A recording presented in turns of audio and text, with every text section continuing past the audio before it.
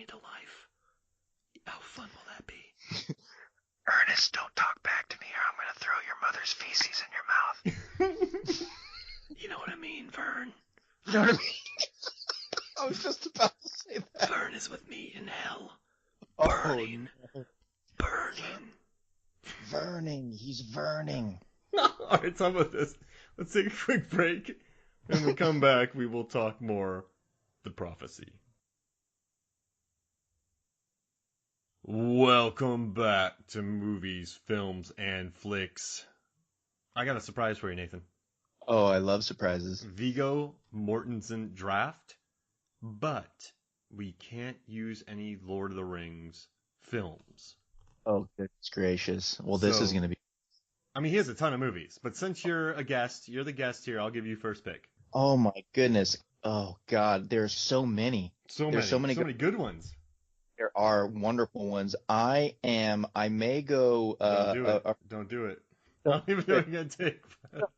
I'm going to go a route where maybe a lot of people may not think I'm going to go with it, or they may say, yes, of course, absolutely, which those people suck it because you don't know me. I'm going to go with Eastern Promises. Oh.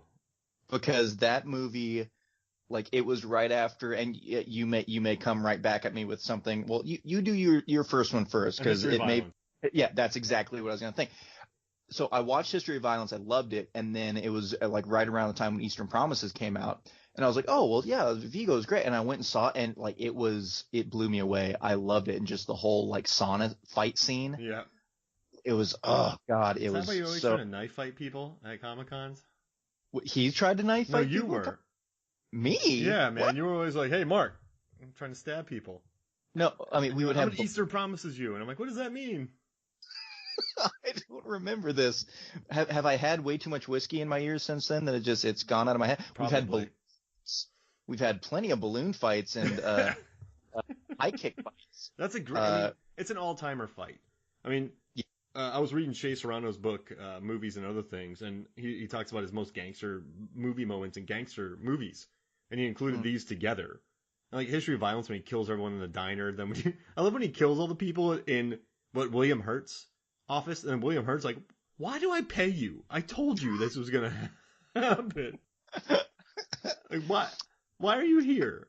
I love it. I love it. Right, getting back into it, I have to say The Road. Oh, because it's the feel-good movie of the year. I had to say The Road, yeah. I read that book, so when I watched the movie, it wasn't that depressing. I did the opposite. I watched the majority of the movie, and I was like, oh, that was really good. There's a book, and I read the book, and I was like, oh, my God. That book hurts. Oh, man, so bad. Those people that were eating in the basement. Mm-hmm. Oh, yeah, there were a lot of things they could have touched on in the movie they didn't, and it's maybe a good thing they didn't. I'm glad they didn't. But I will say I sure as hell didn't pit oh goodness, his name is escaping me now. What's the guy that showed up at the very end of the movie with like the weird like Guy Pearce? Guy Pearce. There we go. Yeah, I didn't picture Guy Pearce in my head when I was reading the book showing up at the end with the shotgun. But I guess that's why I don't make movies. Anymore. It is your anymore. You're right. Don't tell them about that. They're going to deep dive into the dark web. I don't care. I'm going to cheat. I'm going to take The Prophecy. Okay. That's fine. That's not cheating. Why is that cheating? Well, because we're talking about it. But it's just a good performance, man. Absolutely. There's no cheating about it. Right. I'm angry you said it. I don't like going for ringers sometimes. I feel like I don't want to be going like, Godfather. It all depends on what you consider a ringer. My next choice, I think, is a ringer because Crimson he was Tide? Wonderful in it. No. What? But now I know your next choice. G.I. Jane. Oh yeah, he's so good in it. It was so good. Like when I think about that movie, I don't think about Demi Moore. I think about Viggo Mortensen and the shit that he pulled in it. That's how much he stood out for me. He crushed those nights. He was like Paul Giamatti in the 90s, just crushing random roles. Popping up, like, you know what I mean? Just popping up here and there. He had a good 90s career, man. Oh, yeah. Oh, gosh. Okay. So I got to pick one. Right. It's your turn. This is going to cost me everything, but I'm going to say Captain Fantastic because He was nominated for an Oscar for it. He was nominated for an Academy Award. Amazing performance. So I'm going to give Captain Fantastic because he's really good in it. That is one that I will have to see. Let's see here. This one may cost me everything, but you said it earlier, so damn it, it's going on my list. Young Guns 2. No, that just got me the win. He's so good in it. He's just that squirrely guy that's along the ride with William Forsythe. Well, again, I completely forgot he was in it until you said it, and I love both of the movies, Young Guns, the first one and the second one, so much that I have to have it on there. Those movies hold a special place in my heart because when I was, I think, oh man, it was in the first house that I lived in when I was growing up. So I was probably like 6 years old, 5, 6 years old. My cousin would come to babysit, and she'd be like, "What movie you guys want to watch?" And we're like, "Oh, we don't know." My brother was 7 at the time, and she's like, "Let's watch this one." And she popped in Young Guns. And so for 5-year-old me, it was great, and I loved it, and I wanted to be Lou Diamond Phillips as Chavez because I thought the knives were cooler than the guns. Chavez. Yeah, so I just wanted, and it was funny. Like I remember watching that movie and then digging through like toys and things and finding like anything that could be like anything similar to a knife that I could like throw and like pretend that I was Chavez. Navajo. Yeah. Mr. Chisholm. I'll make you famous. I always wanted to be Alan Ruck's character in that. No, I'm joking. I'll take Crimson Tide then. Why not? Great film. Absolutely. I mean, he held his own with Denzel and Hackman and all those guys. So I mean, absolutely. Shoot, why not? All right. So absolutely. what's your last pick? Oh God, this is going to be tough. This is going to be really hard. And also, while he's thinking about this, you can head to Movies, Films, and Flicks Facebook, and you can vote on this the day after this podcast is released. Or just go to Movies, Films, and Flicks Facebook. We have a very positive, fun page. Everyone's very friendly. I enforce it. Not in a weird way. I just keep it positive. People enjoy themselves. If you enjoy my voice, you can just, based on that fact alone, vote on any of my teams in the number of tournaments that on a monthly basis at the Movies, Films, and Flicks Facebook page. Also, if you ever come across an entry in these tournaments named Zenandi, just go ahead and vote against this person. What? Just Why? all the votes. She does the podcast too. She's putting together some beats. She beat me in the finals in the last one, man. I'm not even mad. Here comes a PSA. Zenandi, I would just like to say that my comments right now are induced through whiskey and shame. I am very upset that I was knocked out in the very first round, more upset at Mark than you for pitting us against each other in the Oh the Horror tournament bracket. I was very happy with my team. You had the better one. Congratulations. No harm, no foul. I love you, I guess. Okay, and PSA. I hope I didn't creep her out by that. Zenandi, we've never met. I apologize. I'm going to go ahead and say last one, Green Book. Okay. Oh, wow, Green Book. All right. Sorry about these police cars flying by. I think the last one just went by us. Oh, really? It was Viggo. He was practicing for a role. You know he would go in a drive. They heard my PSA, and they said, "How dare he chastise Zenandi? Let's get him." I'll get you two on an episode sometime. All right, so I'll pick. Get both of us? Yeah, that's right. No, that could be interesting. I'll pick Daylight for my final. Why not? There you Stallone go. movie with him in it. There's other ones. I could have gone Carlito's Way. There's a lot more to pick. I could have gone for the Psycho remake. No, but. Yeah. So you have Eastern Promises, The Road, G.I. Jane, Young You could have done 2. Hidalgo. You didn't want Hidalgo on your.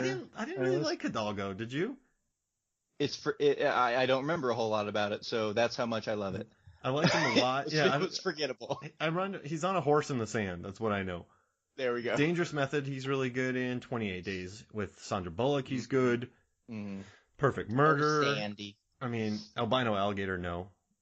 But yeah, I mean, he's been crushing it for a long time. In Carlito's Way, yeah. But it's funny. I think it's going to be very funny with how people vote. He was in Witness. Oh, goodness gracious. I think it's very funny if this draft will come down to either the Eastern Promises crowd or the History of Violence crowd. This is where it comes down. Or the Leatherface Texas Chainsaw Massacre 3 crowd. The people that are so angry we didn't pick that they just don't vote at all. I gotta say, the one nice thing about our polls, which I've really worked hard to do, is when you see 9 out of 10 movies that you love, people don't comment on the one they hate. They normally just like, I love this thing. Does that make sense? Yeah, yeah. Yeah, it's funny that's one of the funnest things and why I encourage the listeners to go to movies, films, and places. No, it's whenever we do the tournaments or the drafts or things like that, it's really great. Like everyone comes up with really great pulls and squads to go together. But if there's that just one movie that's on there that you're just like, I can't vote against that, then that is what clinches it a lot of the time, which is fun to see how things sway in favor of different picks. And I had so many rules for this the horror tournament to prevent a team I having loved it. no the more rules, the better. If I saw The Exorcist, Get Out, Scream, Jaws, and Psycho on one team, I'd barf. So I gotta make this weird. I gotta force people to make funky squads. So mine, because of all the rules we worked out, I came up with Night of the Comet, Tales from the Crypt, Demon Knight, Crawl. I forgot my team. Crawl. Man, I don't even remember what's on my squad. But yeah. Well, I'll tell you. You look it up. Drag Me to Hell. Squad. Should we have a secondary Mark v. Nathan? Oh, the horror. 3 months later. Squibble squabble here. Since yeah. I'm already knocked out of the tournament, so I want some redemption. Let's do your team against my team. Oh, so like just later on, or should we put fantasy battle? No, let's do 2 brand new teams. 2 brand new teams. Yeah. Oh, damn. Well, I'm going to use the team that I didn't use. Oh, it's queued up. It's ready to go. I just got to find it. You're doing Evil Dead? I am. So Mark had a ton of rules for the Horror, which I thought was phenomenal, because the biggest thing that we have I'm part of this thing, that he has with the tournaments is people choosing the same movies. And so if you have the same 2 or 3 movies on every team, it kind of defeats the purpose of kind of, what am I going to vote for? So there were many horror movies that he was like, off limits, don't use these, which I thought was great. With the addendum that if you do use these, or at least one of these, all of your other teams have to essentially be garbage. And there are things that Exorcist, all of your teams all your 4 other teams, so there's 5 teams total, they have to have a 35% or below tomato meter score. Which was fun to find some of the gems that were underneath there. Like the number one that I found, Event Horizon's like 28%, which I think is a travesty. I love it so much. So I for these, and it was like, you have to have a sequel, you have to have a foreign film, you can't have this, you can't have that. I thought your rules were great. Anyone that was cursing you because of the extra rules, I said it before, I'll say it again, can suck it, because I think it just the variety of the teams is what makes these tournaments the most fun. So I was so conflicted in my choosing for the Horror that I made 2 teams. I made one ringer team that had one from the off limits list, and then everything else under 35%, and then one I can make whatever I want. I entered in the I'll make whatever I want team, and I got knocked out in the first round. So I'm going to present my my one ringer team in this fantasy matchup against Mr. Mark Hoffmeyer and his team that he is coming up with right now. So I will go ahead and present mine because I assume Mark is still looking up ones for his team. So the one ringer that I had that made everything else have to be below 35% was, of course, praise his name, Sam Raimi, Evil Dead. Oh, yeah. Evil Dead is my ringer. And followed by House of a Thousand Corpses, which is still one of my favorite horror movies, because beyond any others that I remember just off the top of my head, first off, I can't watch a whole lot of horror movies in my life because either people I've dated or people I've roomed with don't do horror movies, so I have to pick my moments. House of a Thousand Corpses was one that throughout any that I remember had no semblance of hope throughout the whole movie, which is why I love it. The cops show up, you think, oh, there's going to be a shootout and all that. They get taken out. Walton bam. Goggins. Oh, I love Walton Goggins. Walton Goggins. But yeah, they show up, they get decimated, and you're back into just the dark, the dank, the hopelessness, which I love. So House of a Thousand Corpses is on there for me for sure. The Island of Dr. Moreau remake, which is just so ridiculous because you have Val Kilmer, you have Marlon Brando,